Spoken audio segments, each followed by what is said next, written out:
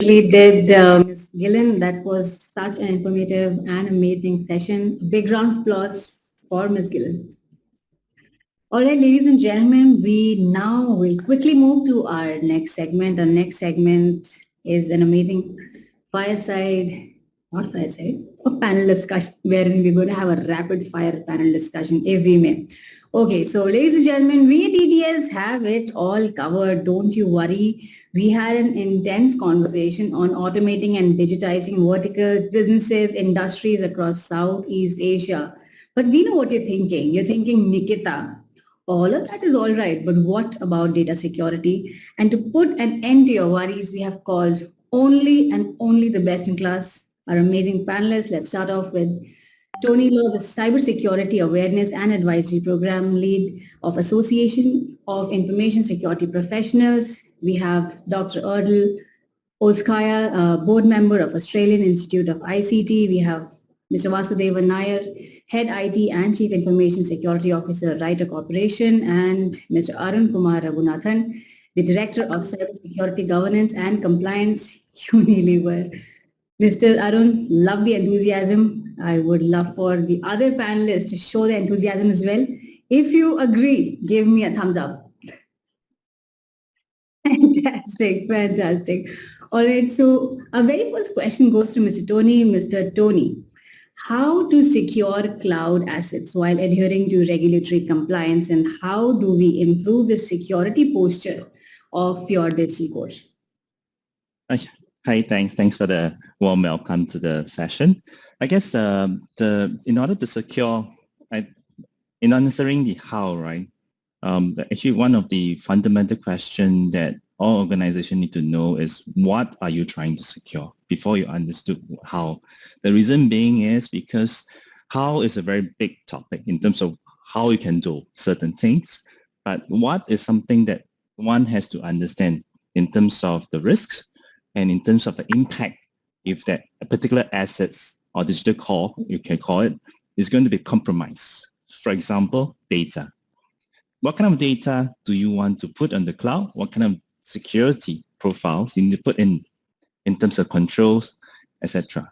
Systems, right? In terms of critical systems, there's certain things of what systems you want to put on cloud, how are you going to do it? But in answering that question, one of the fundamentals a lot of organizations also overlook is why are you doing that? Is it for business? Is it for scalability and etc.? Because coming back to my question, how is you can do a lot of things where the industry is providing advisory tools.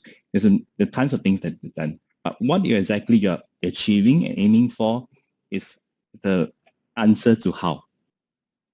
Yep. Fantastic answer, Ms. Tony. What a point to make, right? What over how? So our question to you is, and we'd love for you to share a little more light on how does one decide the what? So I think how is the people part of it, right? You need to understand how you're going to manage the critical assets. How are you going to manage, create and define user profiles?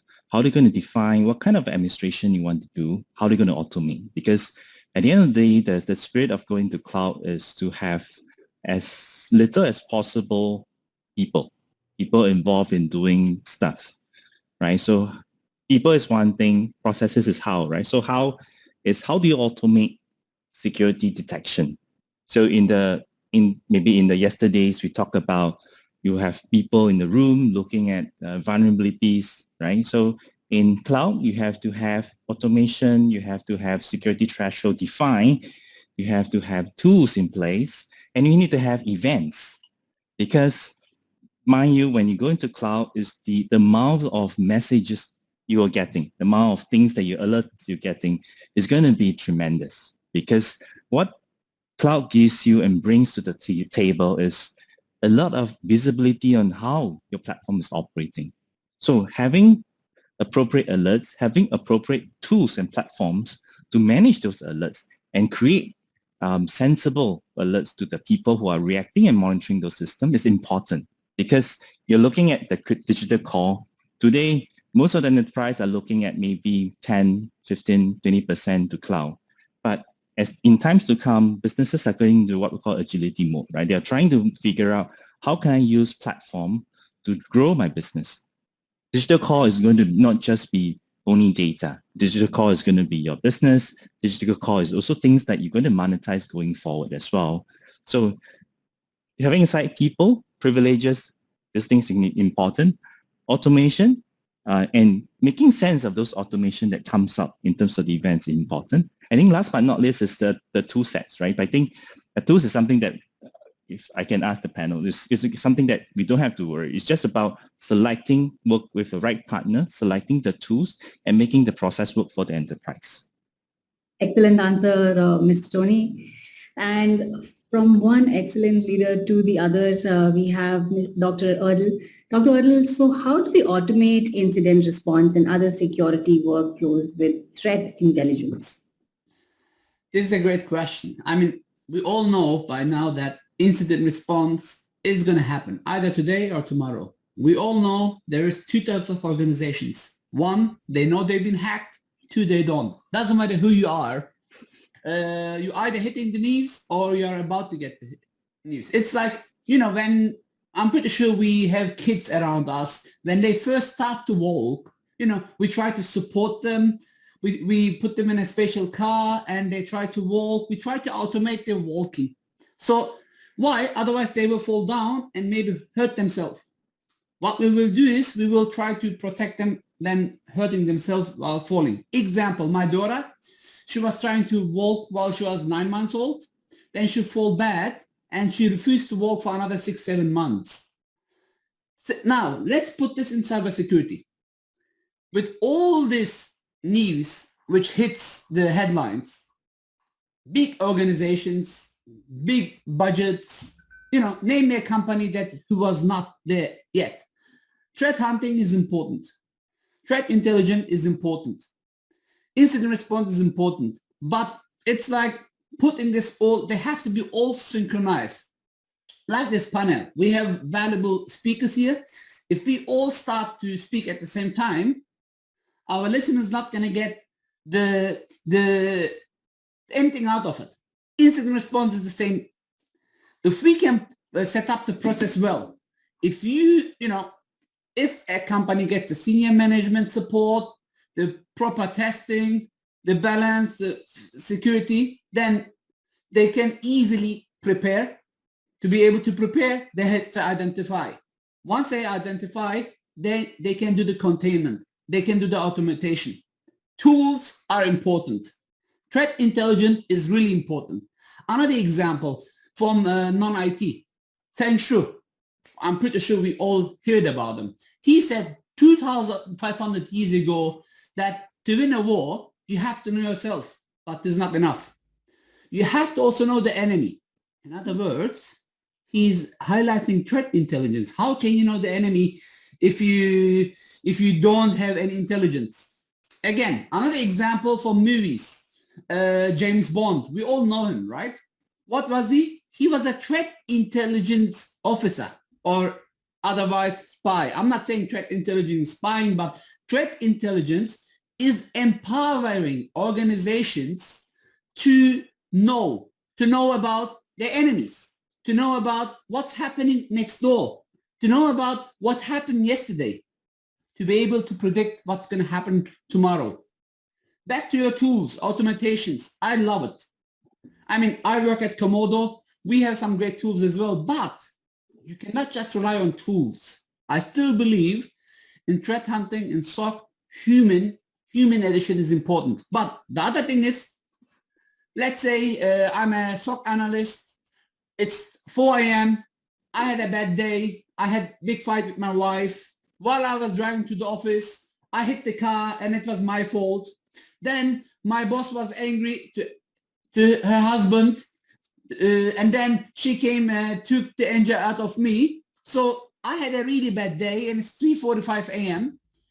and an alert comes up.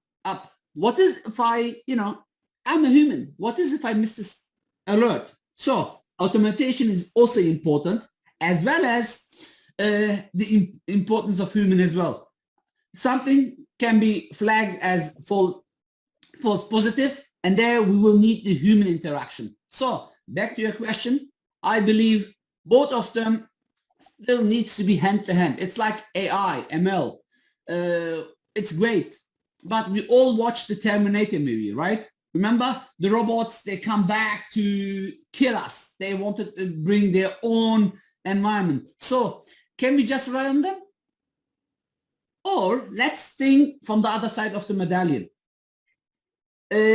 While we're using automated tools as defenders, are the hackers gonna sit down and wait? Great example happened early this year when that big sunburst attack happened. I'm not trying not to give any company names, but unfortunately I'm going to be, because it was one of the most sophisticated attack, and one of the victims was one of the world's biggest cybersecurity firm. But it happened through supply chain attack. It happened through trusted network. It happened through a never seen attack before.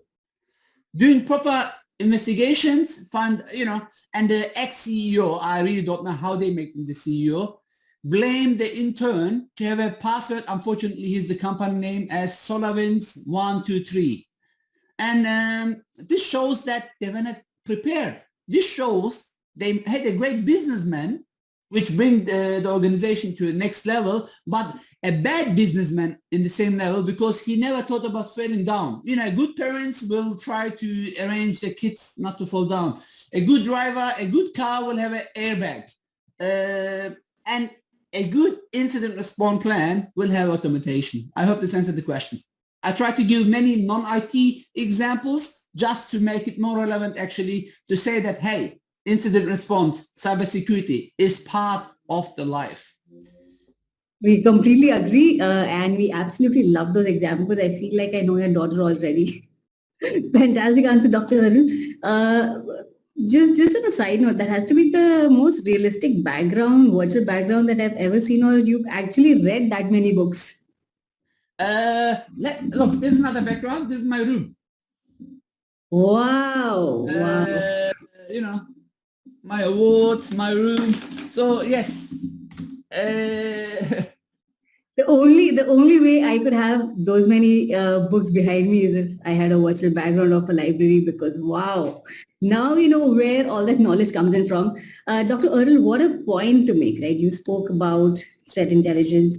So our question to you is, right, all of that can be automated and programmed, right? You need to know of it. Only then can you automate, program it. But how does one automate and program a threat that one doesn't know about? I mean, it's not, incident response is about something that you don't know anyway. I mean, if you know I'm going to hit you now, what will you do? Let's assume we are next to each other. Of course, I will never hit a woman or a human being, but let's assume I'm just about to hit you. What will you do? You will try to protect yourself, right? Because I'm going to hit you. Saying that, let's say you walk in the street during the day, and will you hold your bag really hard, or you will just walk normally? There are many people around. I'm asking you. You'll clutch onto your bag, of course. Same street, it's 9 p.m., nobody's around, and you see the dodgy man is looking at you bad. He looks like he's going to steal your bag. What will you do? You will hold the bag tight, right? And this is exactly what incident response is. You're going to assume you're never going to get hit. It's like, you're going to die one day. Correct me if I'm wrong. I hope you do. But we don't know when. You live as you're never going to die. But I hope you do something good on the fate of, when you die in the other side, or reincarnation, depends on what you believe. Or, we know we're going to die, but we pretend we're never going to die, but we try to save money. We try to, incident response is the same thing.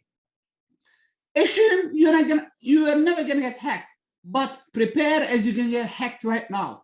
So another example, I'm pretty sure you have some valuable, some ring or some nice watch in your house. Where do you keep it? Right next to the exit door, or in a dark corner, in a very hard to find corner when you're leaving the house?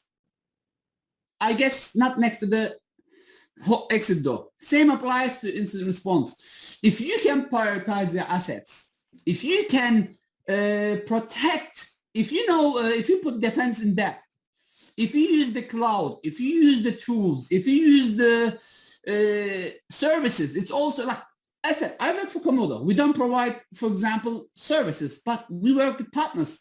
It's like another example. Let's say I'm going to give you a free Ferrari. Will you be happy? But you're going to drive the Ferrari in a desert, and you're responsible of the expenses of the car. Probably you will not. I don't want to talk too much because I know we have valuable other guests here, but I will leave it to another session. But I guess you get the point, right? I don't want to steal others' time. Apologies. Dr. Erdal, I have never had a smile on my face when someone tells me, I hope you die one day. And I didn't say you will die one day, but I hope you know you're going to die one day. I hope you know. So I hope you can hear it first time from me, right?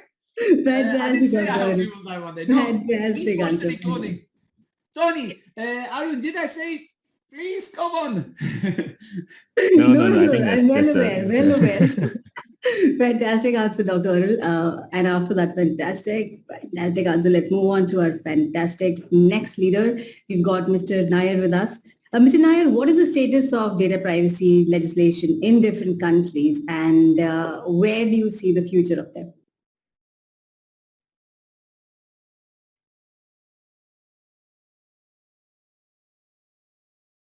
I think he's muted. I believe so too. Mr. Vasudevan Nair?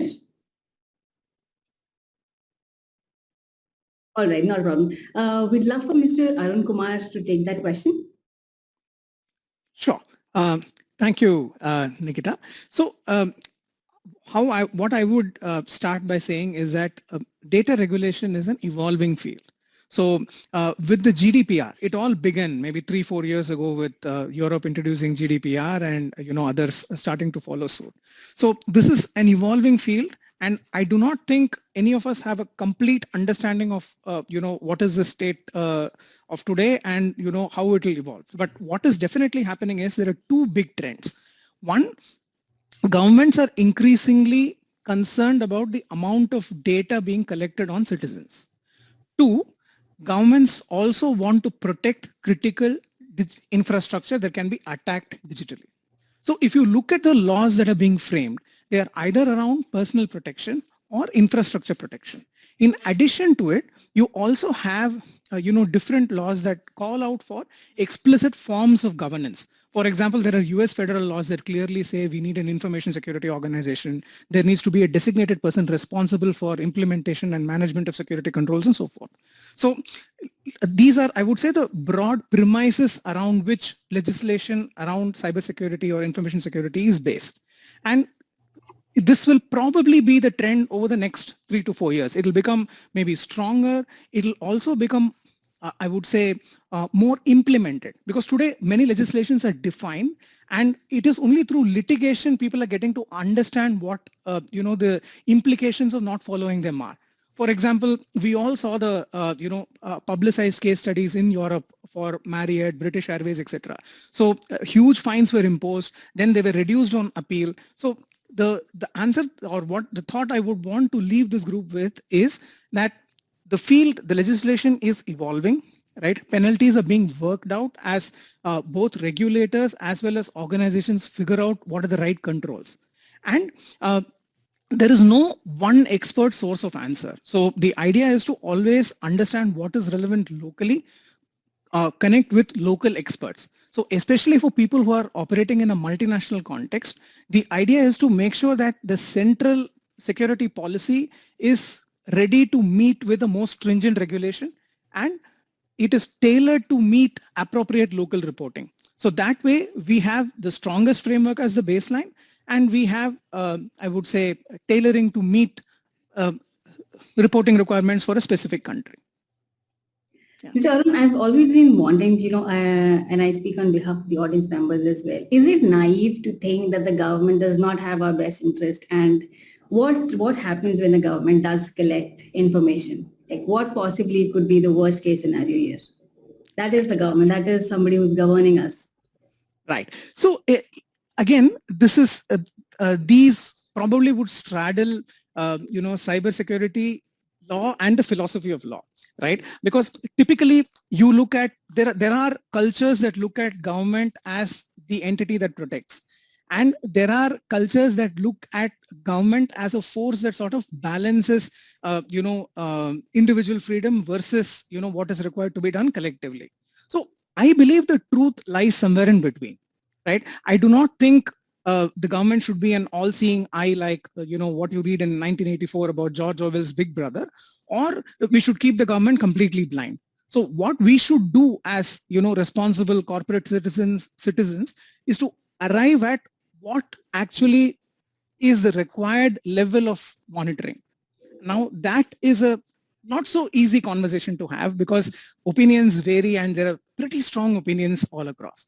So this is a conversation that needs to evolve, but we need to face the truth. We need to face the truth that the moment we log on to a computer, we have a digital footprint that is out there to be monitored, right? Now, how do we manage it? Who do we allow to access it? Who do we allow to, make use of it? Is the question around which litigation has been evolved. Fantastic answer, Arun. Mr. Nair? Yeah, Mr. am I Nair, audible now? Hope I'm audible. Yes. You are. Yeah, sorry for say, a little bit glitch, right? So I just want to add one point Please do. on whatever Arun has said. So the thing is that to understand how governments are taking it, right?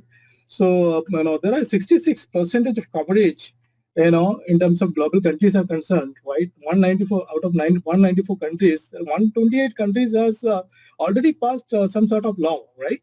So, and also, the 10% of countries are actually following this, right? They have some sort of draft regulation ready.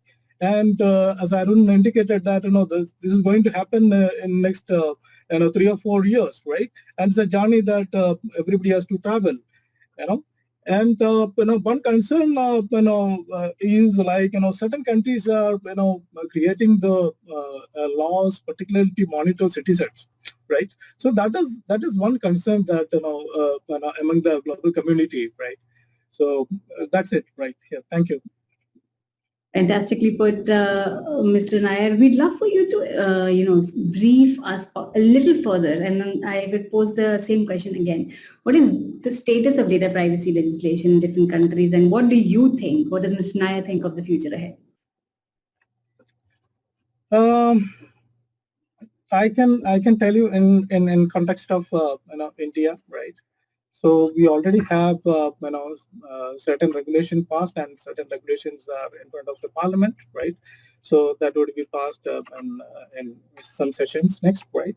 So that is the future of India. Now, when it comes to global regulations, as Arun has indicated that the main thing when it comes to regulation, the main point which is coming into our mind is GDPR, right? So yeah, so GDPR and followed by GDPR, there are many countries who have already passed, right?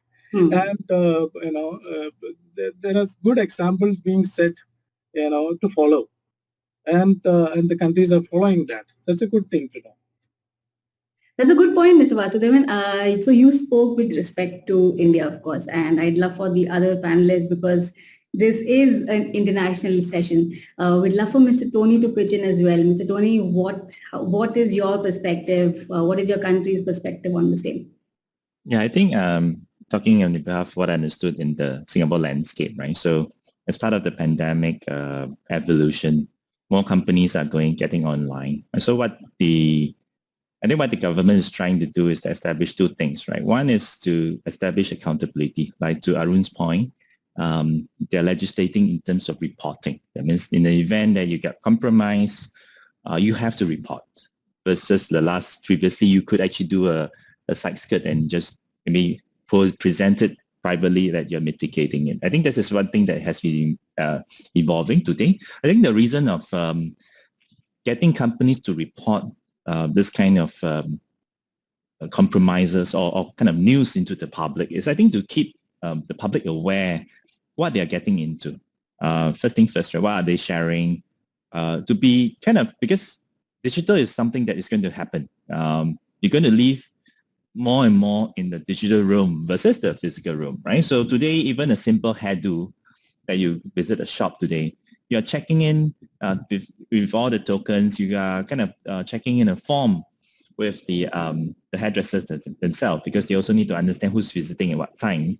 So having that news rigor in the public domain actually gets everybody stood up and say, oh, I'm doing the same thing but at a smaller scale. But what is the outcome of that impact is something that drives to people, right? The outcome is very simple. If you have a data breach, the outcome is you have reputation risk, and your reputation goes down the drain. No matter how good your service is, nobody will come.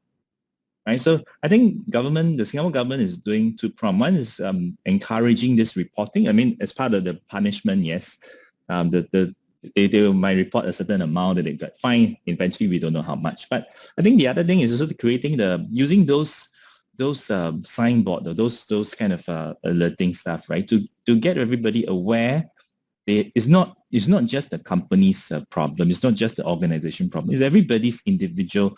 Everybody has to be aware. Individually has to aware what are you sharing. So sometimes it's also your responsibility to ask, why are you collecting this? Which country is it that you're referring to? Which Singapore, country? sorry, Singapore. Oh, Singapore. Yeah. Nice. Yeah. Fantastic. And similar in Europe, GDPR. You know how much the fine is? They charge you 4% of your revenue.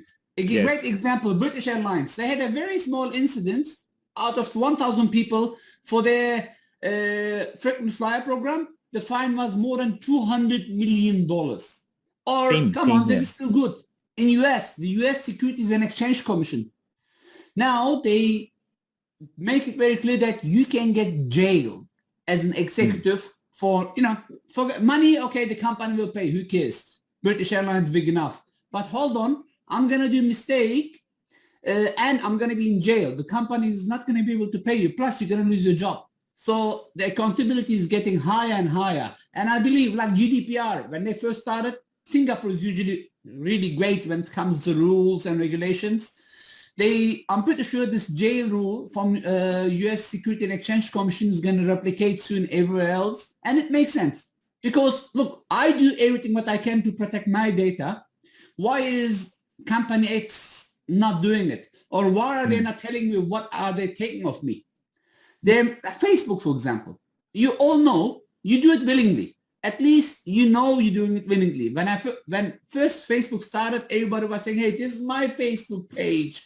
And you can go watch my my YouTube channel. In 2012, 2011, I was talking, hey, it's not your Facebook. It's Mark Zuckerberg's Facebook. But now a bank has all the details of mine. They get hacked, or eBay. Remember when they get hacked, or Apple, the iCloud incidents where the pictures leaked. They make money from hardware. They're charging me legs and arms. Then they collect data. You can only, Apple is one of the best when it comes to privacy these days. But even though they do still collect data and they give advertisement back. So when they sell me a phone, they charge me money for an extra charger.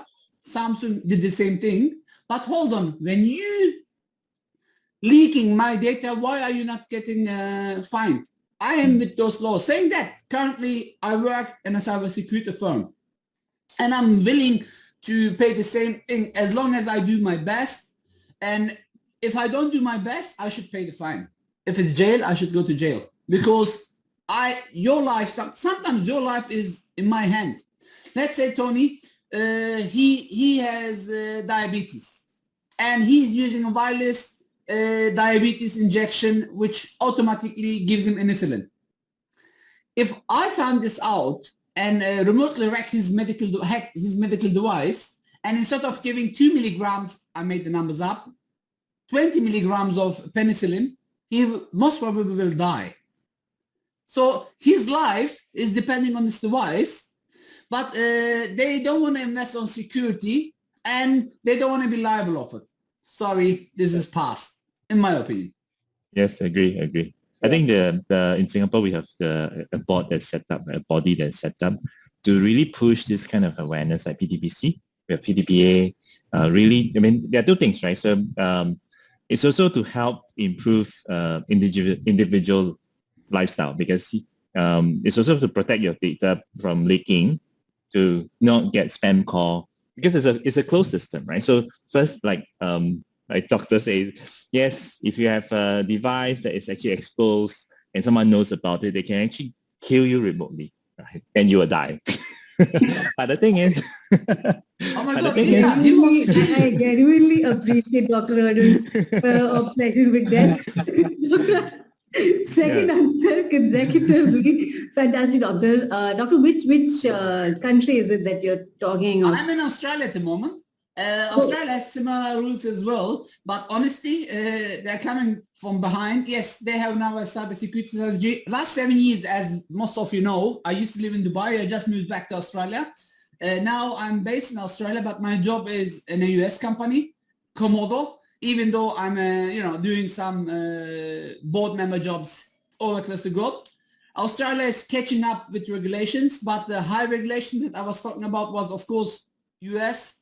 GDPR was Europe, and as Tony said, I know Singapore very well as well. They are strict, and I bet soon India or any other country is going to jump in because it's like, remember, like if you ever worked in financial institution, central banks, they didn't know what to do. Then they found out that, hey, many banks are not following the rules. Let's find them. It became a nice cash revenue for the banks, for the central banks, and which I don't mind because, banks, when it comes to charging us, I used to work for a bank, don't tell this, they're good. But when it comes to giving back, they're not the best. So why not having someone forcing them to protect my data? I honestly, I love it. In banking industry, and way before I used to work for the bank, I used to be, consulting for many other banks while I was at Microsoft. They used to, regulate, I hate it. No, as long as the regulator is fair, it's like police. Oh, you know what? They charge me because I was going 70. Yeah, what was the street zone? 50. I'm like, okay, you deserve to get charged. The police is not charging you to charge you. He's just trying to save your life or others' life. But in a 50 zone, if they charge you, if you go 51 and they charge you, yeah, that's something different. For 1 mile, I can't argue, But for 20 mile, I cannot argue. Same applies for regulations. Things gonna happen as long as you do your best to protect it. And that's why cyber insurance might come in. But again, this is another topic. I don't want to steal too much time again. Dr. Erdal, fantastic answer. And you mentioned about, these companies charging you an arm and leg. In India, we have a saying, if you want to buy an Apple phone, you have to sell your kidney. Which one, the right or left one? Just joking. And don't forget, then you have to sell something else because now you have to buy also the charger. Oh, yes. That's extra money. Kidney and the earring. The left. Sorry. Fantastic. Mr. Arun, over to you. Which country is it that you would want to be representing and what is your take on it? See, I'm based out of India, but the role that I do is global. See, one thing I would like to indicate here is that all these laws and fines that we read about in the papers, they're again the initial fines that that get levied. For example, both in the Marriott case and the British Airways case, the fines were later reduced on appeal. So one thing that we need to bear in mind is that it is evolving, right? There is no final word on it that is cast in stone that we can all follow. Right? So everyone is figuring it out. And as both Tony and Dr. Erdal clearly pointed out, it is the responsibility of individuals, companies, and the government to find the right balance so that, cyber or IT systems cannot be misused and cause, financial harm or personal harm. So I think that is the spirit with which we should look at it.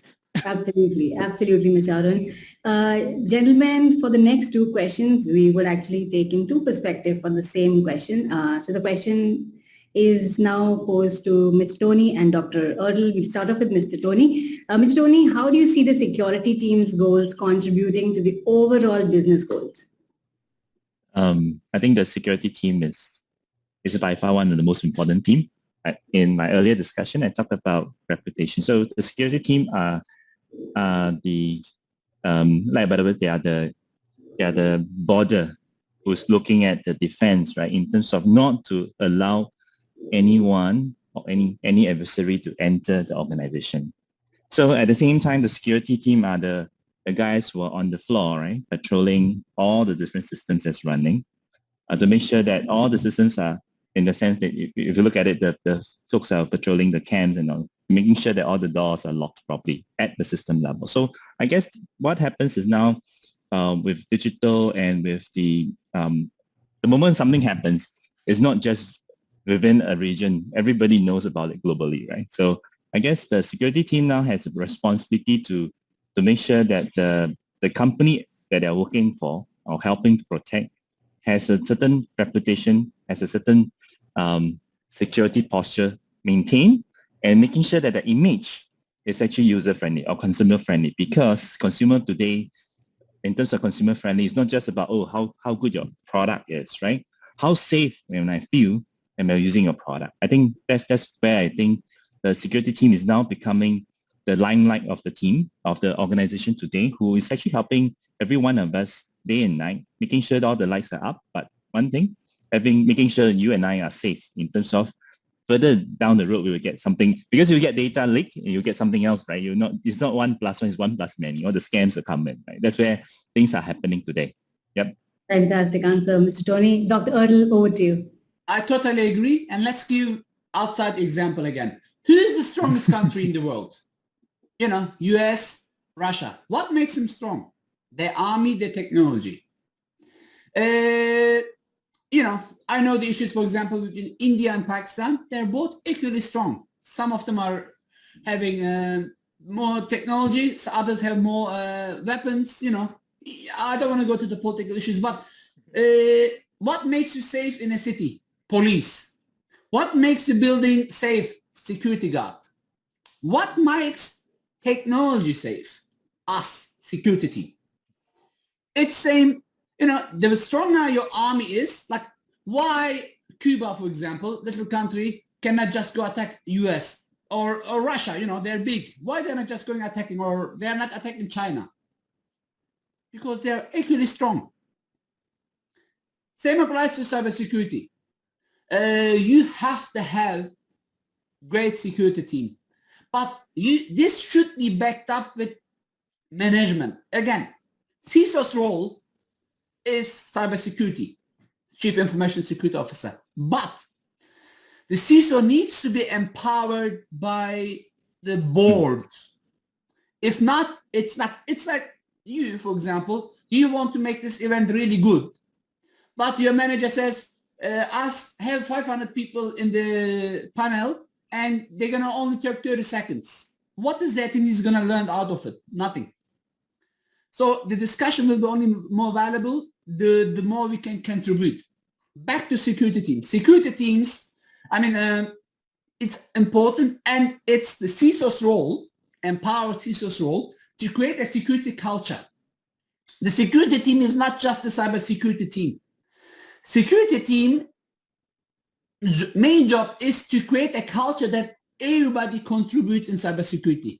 Yep. Example, SolarWinds 1, 2, 3. It was an intern, and the CEO blames the intern. Honestly, I would arrest this guy. I was so pissed off. I'm still pissed off. Like, this guy makes hundreds of millions of dollars, and he's blaming an intern. Like, I don't want to say some bad words, but beep, beep, beep, CEO. How did you become a CEO?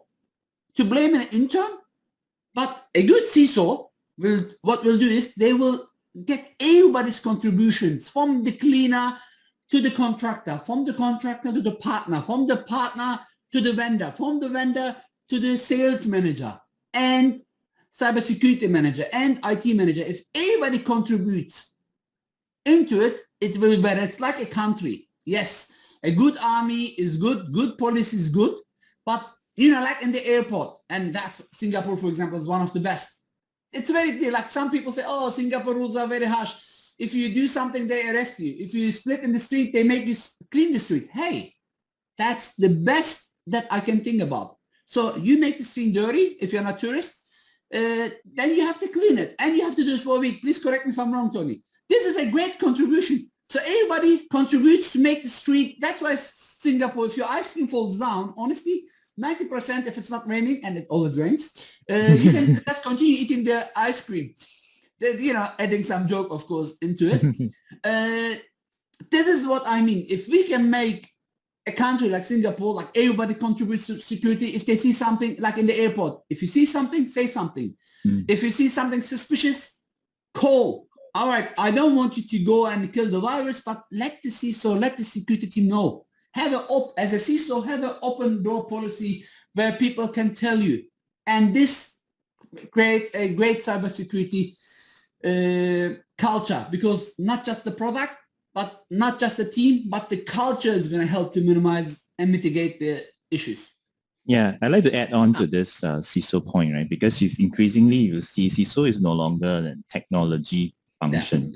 If you see a lot of bigger organization, what happens is now CISO sits in the board of directors, the chair, where they actually go into discussion in terms of strategic initiative for the company. So if that's the case, right? So CISO is always there first to monitor or to kind of be the veto for the initiative, to say that there's certain initiative you can't go, like data privacy. If it hits any of this kind of threshold, I'm going to veto it out, right? Yeah, the other thing of it is, with that power, CISO is now able to also include initiative that is related to security and maybe to all business initiative, right? So hence he is also the one, to be honest, he's the one who is actually training and sharing and create the awareness within the boardroom to say that, look, although we are doing a business here, there's certain aspect of security that impacts business.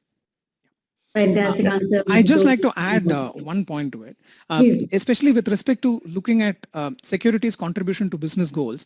I think we should look at it like how we look at brakes in a car. Now, what are the brakes used for? Do they enable you to go faster, or do they slow you down, right? So I would say the brakes are there so that you can accelerate as much as you want, knowing fully well the brake is there to help you when it is required.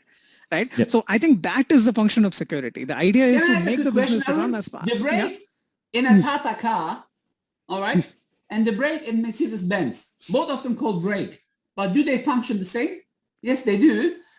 I'm talking about emergency brake. You know what I mean? Brake, I totally agree with you, but it's also important. By the way, Tata has great cars like Range Rovers. Let's give the credit, okay? But I'm just talking about the low-end cars. So when you use it also brake, depends on the. I love the. But, we have to be also highlighting the fine details, because the devil is hidden there. Yes. Of course, Dr. Erdal, but also we should understand what is at stake here, right? So if you can go at 40 kilometers per hour on an Indian road, yeah, that brake would suffice. But if you want at... I know the traffic very well. Yeah. So for that, those brakes are enough. And if you're going at 350 kilometers per hour on an autobahn, of course, you need very strong brakes. So the whole problem here is there is something called excessive security. And that is what increasingly business starts to talk about, at least on the ground. And that's exactly why we use this analogy to explain to people that we are here to make you go faster within limits. Fantastic answer, Mr. Dhoni, Dr. Erdal, and Mr. Arun. We'll head to our last question for the session. Our last question is directed to Mr. Nair and Mr. Arun. So this is a very interesting question to ask, right? How would you explain the value of penetration testing to someone in your finance department? We'll start off with Mr. Nair.